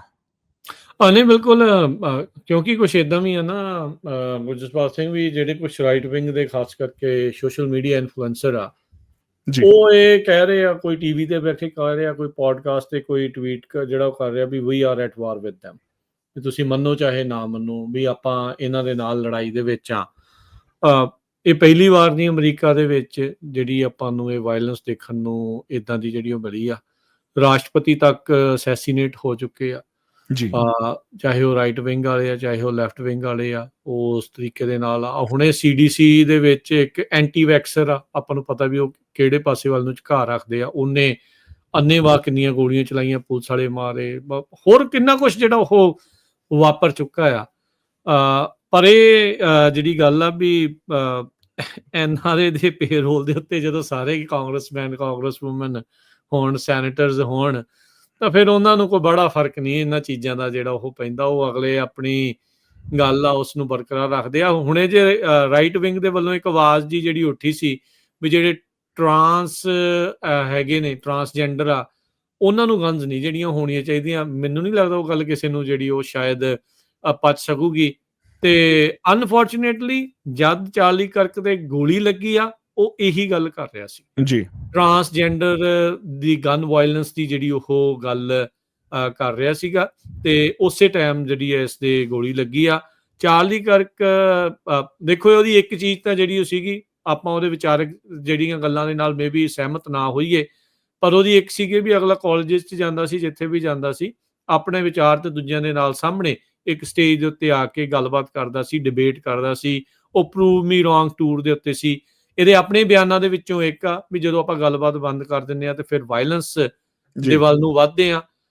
ਗੱਲਬਾਤ ਹੁੰਦੇ ਹੋਏ ਵੀ ਇਹ ਵਾਇਲੈਂਸ ਜਿਹੜੀ ਹੋਈ ਆ, ਇਹ ਬੜੀ ਮੰਦਭਾਗੀ ਗੱਲ ਆ। ਇੱਦਾਂ ਦੀ ਚੀਜ਼ ਨਹੀਂ ਹੋਣੀ ਚਾਹੀਦੀ। ਸਾਰੇ ਪਾਸੇ ਬੋਥ ਸਾਈਡ ਆਫ ਦੀ ਆਇਲ ਸਾਰਿਆਂ ਨੇ ਇਸ ਦੀ ਨਿੰਦਾ ਜਿਹੜੀ ਉਹ ਕੀਤੀ ਆ। ਤੇ ਨਾਲ ਦੇ ਨਾਲ ਚਾਰਲੀ ਕਰਕ ਦਾ ਇਹ ਵੀ ਬਿਆਨ ਸੀਗਾ ਵੀ ਗਨਜ਼ ਰੱਖਣ ਦੇ ਲਈ ਉਹ ਚੀਜ਼ਾਂ ਰੱਖਣ ਦੇ ਲਈ ਕੁਛ ਕੁ ਮੌਤਾਂ ਜਾਇਜ਼ ਨੇ। ਹੁਣ ਇਹ ਨਹੀਂ ਪਤਾ ਵੀ ਉਹਦੇ ਜਿਹੜੇ ਸਮਰਥਕ ਉਹ ਇਸ ਨੂੰ ਮੰਨਣਗੇ ਜਾਂ ਨਹੀਂ ਮੰਨਣਗੇ ਜਾਂ ਕੀ ਹੈ ਇਹੋ ਚੀਜ਼ ਦੇ ਉੱਤੇ ਜਿਹੜੀ ਉਹ ਟਿੱਪਣੀ ਜਿਹੜੀ ਉਹਨਾਂ ਦੀ ਹੋਊਗੀ। ਪਰ ਇਹ ਆ ਵੀ ਬਹੁਤ ਸਾਰੀਆਂ ਗੱਲਾਂ ਜਿਹੜੀਆਂ ਹੁੰਦੀਆਂ ਆ, ਪਰ ਵਿਚਾਰਕ ਮਤਭੇਦਾਂ ਨੂੰ ਬੰਦੂਕ ਦੇ ਨਾਲ ਉਹ ਜਿਹੜਾ ਤੁਸੀਂ ਨਹੀਂ ਜਿਹੜਾ ਉਹ ਖਤਮ ਕਰ ਸਕਦੇ। ਇਹਦੇ ਨਾਲ ਜੇ ਉਹ ਕਿਸੇ ਨੂੰ ਲੱਗਦਾ ਹੋਊਗਾ ਦੂਜੇ ਪਾਸੇ ਵਾਲੇ ਨੂੰ ਜਾਂ ਜਿਹਨੇ ਵੀ ਇਹ ਕਤਲ ਕੀਤਾ ਆ ਵੀ ਉਹਨੂੰ ਲੱਗਦਾ ਹੋਊਗਾ ਵੀ ਸ਼ਾਇਦ ਇਹਦਾ ਆਵਾਜ਼ ਬੰਦ ਹੋ ਜਾਂਦੀ ਆ, ਨਾ ਉਹ ਕਰ ਸਕੇ ਤੇ ਨਾ ਇਹ ਕਰ ਸਕਣਗੇ। ਇਹ ਕਦੀ ਵੀ ਇਦਾਂ ਚੀਜ਼ ਮੈਨੂੰ ਲੱਗਦਾ ਕਾਫੀ ਜ਼ਿਆਦਾ ਹੁਣ ਰਿਸਟ੍ਰੇਂਟ ਦੀ ਲੋੜ ਹੈਗੀ ਆ ਦੋਨੇ ਪਾਸਿਆਂ ਨੂੰ ਗੋਇੰਗ ਫਾਰਵਰਡ। ਸੇਨ ਵੌਇਸਿਸ ਨੂੰ ਲੋਕਾਂ ਨੂੰ ਸੁਣਨ ਦੀ ਜਿਹੜੀ ਜ਼ਰੂਰਤ ਆ, ਜਿਹੜੇ ਇਨਸੇਨ ਲੋਕ ਆ ਉਹ ਤਾਂ ਆਲਰੇਡੀ ਬਹੁਤ ਉਹਦੇ ਕਰਕੇ ਹੀ ਜਿਹੜੀਆਂ ਖਰਾਬੀਆਂ ਜ਼ਿਆਦਾ ਹੁੰਦੀਆਂ। ਫ੍ਰਿੰਜ ਐਲੀਮੈਂਟਸ ਨੂੰ ਆਲਰੇਡੀ ਸੋਸ਼ਲ ਮੀਡੀਆ ਨੇ ਉਭਾਰਿਆ ਬਹੁਤ ਆ ਤੇ ਉਹਦੇ ਕਰਕੇ ਫਿਰ ਜਿਹੜਾ ਬੰਦਾ ਨਹੀਂ ਵੀ ਹੁੰਦਾ ਉਸ ਪਾਸੇ ਵੱਲ ਨੂੰ ਧੱਕ ਹੋ ਜਾਂਦਾ। ਸੋ ਵੀ ਹੋਪ ਵੀ ਇਹ ਇੱਥੇ ਰੁਕ ਜਾਵੇ। ਹੋਪਫੁਲੀ ਪੋਲੀਟੀਕਲ ਵਾਇਲੈਂਸ ਜਿਹੜੀ ਇੱਥੇ ਆ ਕੇ ਜਿਹੜੀ ਰੁਕ ਜਾਵੇ। ਚਾਰਲੀ ਕਰਕ ਦੀ ਆਪਣੀ ਇੱਕ ਲੈਗੇਸੀ ਹੋਊਗੀ, ਪਰ ਜੇ ਉਹਦੇ ਕਰਕੇ ਹੁਣ ਆਹ ਚੀਜ਼ ਰੁਕ ਜਾਂਦੀ ਆ, ਇਹਦੇ ਲਈ ਵੀ ਇੱਕ ਵੱਖਰੇ ਤੌਰ ਦੇ ਉੱਤੇ ਉਸ ਨੂੰ ਯਾਦ ਜ਼ਰੂਰ ਰੱਖਿਆ ਜਾਵੇਗਾ। ਜੀ ਆਪਾਂ ਇਹ ਗੱਲ ਕਰ ਰਹੇ ਹਾਂ ਜਿੱਦਾਂ ਹੁਣ ਸਾਰੀਆਂ ਚੀਜ਼ਾਂ ਜਿਹੜੀਆਂ ਉਹ ਹੋ ਰਹੀਆਂ ਆ, ਵਾਇਲੈਂਸ ਬਹੁਤ ਆ ਸਾਰੇ ਪਾਸੇ ਆਪਾਂ ਦੇਖਦੇ ਹਾਂ। ਇਹ ਤਾਂ ਲੋਕਾਂ ਦੀ ਆ, ਮੁਲਕਾਂ ਦੀ ਵੀ ਜਿਹੜੀ ਨਾਲ ਦੇ ਨਾਲ ਜਿਹੜੀ ਉਹ ਚੱਲ ਰਹੀ ਆ। ਹਮਾਸ ਦੇ ਲੀਡਰਸ ਨੂੰ ਕਤਰ ਦੇ ਵਿੱਚ ਮਾਰਨ ਦੀ ਕੋਸ਼ਿਸ਼ ਇਜ਼ਰਾਈਲ ਨੇ ਕੀਤੀ ਹੈ। ਕੈਨੇਡਾ ਕਹਿੰਦੇ ਵੀ ਅਸੀਂ ਜਿਹੜੇ ਸੰਬੰਧਾਂ ਦੇ ਉੱਤੇ ਮੁੜ ਵਿਚਾਰ ਜਿਹੜਾ ਉਹ ਕਰਾਂਗੇ। ਜਿਹੜੇ ਤੁਹਾਡੇ ਆਈ ਥਿੰਕ ਫੋਰਨ ਮਿਨਿਸਟਰ ਆਨੰਦ ਨੇ, ਉਹਨਾਂ ਨੇ ਇਦਾਂ ਦਾ ਬਿਆਨ ਦਿੱਤਾ ਜੀ। ਫੋਰਨ ਅਫੇਅਰਸ ਮਿਨਿਸਟਰ ਅਨੀਤਾ ਆਨੰਦ ਨੇ ਕਿਹਾ ਵੀ ਜਿਹੜਾ ਸਾਡੇ ਇਜ਼ਰਾਈਲ ਨਾਲ, ਸੋ ਆਪਾਂ ਪਿੱਛੇ ਵੀ ਦੇਖਿਆ ਵੀ ਜਿੰਨਾ ਕੈਨੇਡਾ ਨੂੰ ਇਜ਼ਰਾਈਲ ਲਈ ਸਖਤ ਰੁਖ ਅਖਤਿਆਰ ਕਰਨਾ ਚਾਹੀਦਾ ਉਹਨਾਂ ਸਖਤ ਰੁਖ ਕੈਨੇਡਾ ਨੇ ਨਹੀਂ ਅਖਤਿਆਰ ਕੀਤਾ। ਪਰ ਫਿਰ ਵੀ ਜਦੋਂ ਆਪਾਂ ਅਮਰੀਕਾ ਨਾਲ ਕੰਪੇਅਰ ਕਰਦੇ ਹਾਂ ਜਾਂ ਥੋੜੇ ਹੋਰ ਯੂਰੋਪੀਅਨ ਮੁਲਕਾਂ ਨਾਲ ਕਰੀਏ, ਅਮਰੀਕਾ ਫਿਰ ਵੀ ਕੈਨੇਡਾ ਫਿਰ ਵੀ ਗਾਹੇ ਬਗਾਹੇ ਕਹਿ ਰਿਹਾ ਵੀ ਯਾਰ ਤੁਸੀਂ ਜੋ ਗਾਜ਼ਾ ਦੇ ਵਿੱਚ ਕਰ ਰਹੇ ਹੋ ਜਾਂ ਤੁਸੀਂ ਪੈਲਸਤਾਈਨ ਦੇ ਵਿੱਚ ਕਰ ਰਹੇ ਹੋ ਵੀ ਉਹ ਠੀਕ ਨਹੀਂ ਹੋ ਰਿਹਾ। ਜਿਸ ਦਿਨ ਇਜ਼ਰਾਈਲ ਨੇ ਕਤਰ ਦੇ ਵਿੱਚ ਹਮਾਸ ਦੀ ਲੀਡਰਸ਼ਿਪ ਨੂੰ ਮਾਰਨ ਦੀ ਕੋਸ਼ਿਸ਼ ਕੀਤੀ ਹੈ, ਸੋ ਰਾਈਟ ਵੇ ਹੀ ਜਿਹੜੇ ਕੈਨੇਡਾ ਦੇ ਪ੍ਰਧਾਨ ਮੰਤਰੀ ਮਾਰਕ ਕਾਰਨੀ ਉਹਨਾਂ ਨੇ ਇਸ ਗੱਲ ਦੀ ਉਹਨਾਂ ਨੇ ਕਿਹਾ ਵੀ ਇਹ ਤੁਸੀਂ ਠੀਕ ਨਹੀਂ ਕੀਤਾ। ਵੀ ਉਹਨਾਂ ਨੇ ਇਹਨੂੰ ਇਨਟੋਲਰੇਬਲ ਐਕਸਪੈਂਸ਼ਨ ਆਫ ਵਾਇਲੈਂਸ ਕਿਹਾ। ਇਹਨੇ ਕਿਹਾ ਵੀ ਇਹਦੇ ਨਾਲ ਜਿਹੜਾ ਉਸ ਖਿੱਤੇ ਦੇ ਵਿੱਚ ਜਿਹੜਾ ਕੌਨਫਲਿਕਟ ਹੈ ਉਹ ਬਹੁਤ ਜ਼ਿਆਦਾ ਐਸਕਲੇਟ ਹੋ ਸਕਦਾ। ਦੇਖੋ ਇਹ ਤਾਂ ਹੁਣ ਕਤਰ ਦੀ ਸਿਆਣਪ ਹੈ ਵੀ ਕਤਰ ਉਸ ਗੱਲ ਤੇ ਰਿਸਟ੍ਰੇਂਟ ਰੱਖ ਰਿਹਾ, ਪਰ ਕਾਈਂਡ ਆਫ ਤੁਸੀਂ ਜਦੋਂ ਕਿਸੇ ਦੂਜੇ ਮੁਲਕ ਦੇ ਵਿੱਚ ਜਾ ਕੇ ਇੱਦਾਂ ਦੀ ਗਤੀਵਿਧੀ ਕਰਦੇ ਹੋ ਤਾਂ ਉਸ ਮੁਲਕ ਦੀ ਸੋਵਰੈਨਿਟੀ ਨੂੰ ਚੈਲੰਜ ਕਰਨ ਵਾਂਗੂ ਹੁੰਦਾ ਉਹ। ਸੇਮ ਥਿੰਗ ਹੀ ਹੈ ਜਿੱਦਾਂ ਆਪਾਂ ਦੇਖਿਆ ਭਾਈ ਨਿੱਜਰ ਹੁਣਾਂ ਦਾ ਕਤਲ ਹੋਣਾ ਕੈਨੇਡਾ ਦੇ ਵਿੱਚ ਆ ਕੇ। ਜੀ, ਸੋ ਤੁਸੀਂ ਬਿਲਕੁਲ ਉਹਦੀ ਖੁਦ ਮੁਖਤਿਆਰੀ ਨੂੰ, ਉਹਦੀ ਇੰਡੀਪੈਂਡੈਂਸ ਨੂੰ ਚੈਲੰਜ ਕਰ ਰਹੇ ਹੁੰਦੇ ਆ। ਸੋ ਕਿਉਂਕਿ ਪ੍ਰਧਾਨ ਮੰਤਰੀ ਕਾਰਨੀ ਹੁਣਾਂ ਨੇ ਇਹ ਗੱਲ ਕਹੀ ਤੇ ਉਹਨਾਂ ਨੇ ਜਦੋਂ ਇਜ਼ਰਾਈਲ ਨੇ ਕਿਹਾ ਵੀ ਗਾਜ਼ਾ ਸ਼ਹਿਰ ਬਿਲਕੁਲ ਖਾਲੀ ਕਰਾ ਲਿਆ ਜਾਵੇ, ਉਦੋਂ ਵੀ ਕੈਨੇਡਾ ਨੇ ਕਿਹਾ ਵੀ ਨਹੀਂ, ਇਹ ਨਹੀਂ ਹੋਣਾ ਚਾਹੀਦਾ, ਵੀ ਇਹ ਜੈਨੋਸਾਈਡ ਦੇ ਨੇੜੇ ਹੈ। ਕੈਨੇਡਾ ਨੇ ਕਿਹਾ ਵੀ ਇਜ਼ਰਾਈਲ ਨੂੰ ਭੁੱਖ ਨੂੰ ਐਜ਼ ਅ ਹਥਿਆਰ ਨਹੀਂ ਵਰਤਣਾ ਚਾਹੀਦਾ। ਸੋ ਹੁਣ ਇਹ ਸਾਰੇ ਕਾਸੇ ਤੋਂ ਬਾਅਦ ਜਿਹੜੇ ਫੋਰਨ ਅਫੇਅਰਸ ਮਿਨਿਸਟਰ ਅਨੀਤਾ ਆਨੰਦ ਹੈ ਉਹਨਾਂ ਨੇ ਕਿਹਾ ਵੀ ਅਸੀਂ ਇਸਰਾਇਲ ਦੇ ਨਾਲ ਜਿਹੜਾ ਸਾਡਾ ਸੰਬੰਧ ਹੈਗਾ ਉਹਨੂੰ ਅਸੀਂ ਰੀਵੈਲਿਊਏਟ ਕਰਾਂਗੇ। ਹਾਲਾਂਕਿ ਰਾਈਟ ਵੇ ਜਦੋਂ ਜਿਹੜੀਆਂ ਪ੍ਰੋਬੇਬਲੀ ਲੌਬੀਜ਼ ਦਾ ਜ਼ੋਰ ਪਿਆ ਹੋਣਾ ਤਾਂ ਇਸ ਚੀਜ਼ ਨੂੰ ਕੁਐਸਚਨ ਕੀਤਾ ਗਿਆ, ਤਾਂ ਉਹਨਾਂ ਦੇ ਆਫਿਸ ਦੇ ਵਿੱਚੋਂ ਜਿਹੜੀ ਗੱਲ ਆਈ ਵੀ ਜਿਹੜੇ ਮਿਨਿਸਟਰ ਇਹ ਕਹਿ ਰਹੇ ਵੀ ਗਵਰਨਮੈਂਟ ਕੌਨਸਟੈਂਟਲੀ ਮੋਨੀਟਰ ਕਰ ਰਹੀ ਹੈ ਸਿਚੁਏਸ਼ਨ ਨੂੰ ਤੇ ਵੀ ਔਰ ਇਵੈਲੂਏਟ ਕਰੂਗੀ ਵੀ ਅਸੀਂ ਕਿਸ ਤਰੀਕੇ ਨਾਲ ਪੀਸ ਲਿਆ ਸਕੀਏ ਤੇ ਕਿਸ ਤਰੀਕੇ ਨਾਲ ਹਿਊਮੈਨਿਟੇਰੀਅਨ ਏਡ ਕਰ ਸਕੀਏ।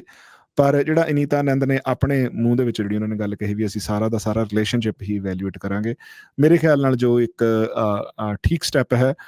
ਇਸ ਵੇਲੇ ਜਿਹੜਾ ਜੋ ਕਤਲੇਆਮ ਚੱਲ ਰਿਹਾ, ਜਿਹੜਾ ਉੱਥੇ ਮੌਤ ਦਾ ਨੰਗਾ ਨਾਚ ਨੱਚ ਰਿਹਾ ਹੈ ਜਾਂ ਜਿਹੜੀ ਉੱਥੇ ਇੰਟੈਂਸ਼ਨਲ ਭੁੱਖਮਰੀ ਫੈਲਾਈ ਜਾ ਰਹੀ ਹੈ, ਜਾਂ ਆਪਾਂ ਜਿਵੇਂ ਪਹਿਲਾਂ ਵੀ ਗੱਲ ਕੀਤੀ ਜਿਹੜਾ ਜੈਨੋਸਾਈਡ ਫਲਸਤੀਨ ਦੇ ਲੋਕਾਂ ਦਾ ਕੀਤਾ ਜਾ ਰਿਹਾ, ਉਹਦੀ ਕਿਸੇ ਵੀ ਤਰੀਕੇ ਨਾਲ ਨਿੰਦਾ ਹੋ ਸਕੇ, ਉਹਨੂੰ ਕਿਸੇ ਵੀ ਤਰੀਕੇ ਨਾਲ ਰੋਕਿਆ ਜਾ ਸਕੇ, ਚਾਹੇ ਟਾਈ ਸੇਵਰ ਕਰਕੇ, ਚਾਹੇ ਇਕਨੋਮਿਕ ਸੈਂਕਸ਼ਨਸ ਨਾਲ, ਜਿਵੇਂ ਵੀ ਰੋਕਿਆ ਜਾ ਸਕੇ ਉਹਦਾ ਸਾਨੂੰ ਸਵਾਗਤ ਕਰਨਾ ਚਾਹੀਦਾ ਕਲੈਕਟਿਵਲੀ। ਜੇ ਸਾਡੀ ਕਿਸੇ ਲੀਡਰਸ ਨਾਲ ਜਾਣ ਪਛਾਣ ਹੈਗੀ ਆ ਤਾਂ ਜਿੰਨੀ ਛੇਤੀ ਉਹ ਰੁਕ ਜਾਵੇ ਠੀਕ ਹੈ। ਕਿਸੇ ਦੂਜੇ ਮੁਲਕ ਦੇ ਵਿੱਚ ਜਿਹੜਾ ਪੀਸਫੁਲ ਮੁਲਕ ਹੈ, ਜਿਹੜਾ ਐਜ਼ ਅ ਮੀਡੀਏਟਰ ਪਲੇ ਕਰ ਰਿਹਾ, ਉਸ ਮੁਲਕ ਦੇ ਵਿੱਚ ਜਾ ਕੇ ਤੁਸੀਂ ਜਿਹੜੀ ਨੈਗੋਸ਼ੀਏਸ਼ਨ ਪ੍ਰੋਸੈਸ ਹੈ ਉਹਨੂੰ ਹੀ ਅਟੈਕ ਕਰਨਾ ਬਿਲਕੁਲ ਤੁਸੀਂ ਲਾ ਲਓ ਵੀ ਪਾਗਲਪਣ ਦੀਆਂ ਹੀ ਇਹ ਨਿਸ਼ਾਨੀਆਂ ਨੇ। ਤੇ ਉਹਦੇ ਤੇ ਜਿਹੜੀ ਰਿਮਾਰਕਸ ਹੈਗੇ ਆ ਥੋੜੇ ਘੱਟੇ ਨੇ, ਜ਼ਿਆਦਾ ਹੋ ਸਕਦੇ ਨੇ। ਜੀ ਸਮਾਂ ਵੀ ਆਪਣੇ ਪ੍ਰੋਗਰਾਮ ਦਾ ਗੁਰਜਸਪਾਲ ਸਿੰਘ ਹੁਣ ਇੱਥੇ ਹੀ ਸਮਾਪਤ ਹੁੰਦਾ ਹੈ, ਤੇ ਆਪਾਂ ਮਿਲਾਂਗੇ ਆਪਾਂ ਆਪਣੇ ਸਾਰੇ ਹੀ ਦਰਸ਼ਕਾਂ ਦੇ ਸਰੋਤਿਆਂ ਨੂੰ ਅਗਲੀ ਵਾਰ। ਅੱਜ ਦੀ ਗੱਲਬਾਤ ਦੇ ਲਈ ਬਹੁਤ ਬਹੁਤ ਧੰਨਵਾਦ। ਮਿਲਦੇ ਹਾਂ ਅਗਲੀ ਵਾਰੀ। ਸਭ ਨੂੰ ਪਿਆਰ ਭਰੀ ਸਤਿ ਸ਼੍ਰੀ ਅਕਾਲ। ਸਤਿ ਸ਼੍ਰੀ ਅਕਾਲ ਜੀ।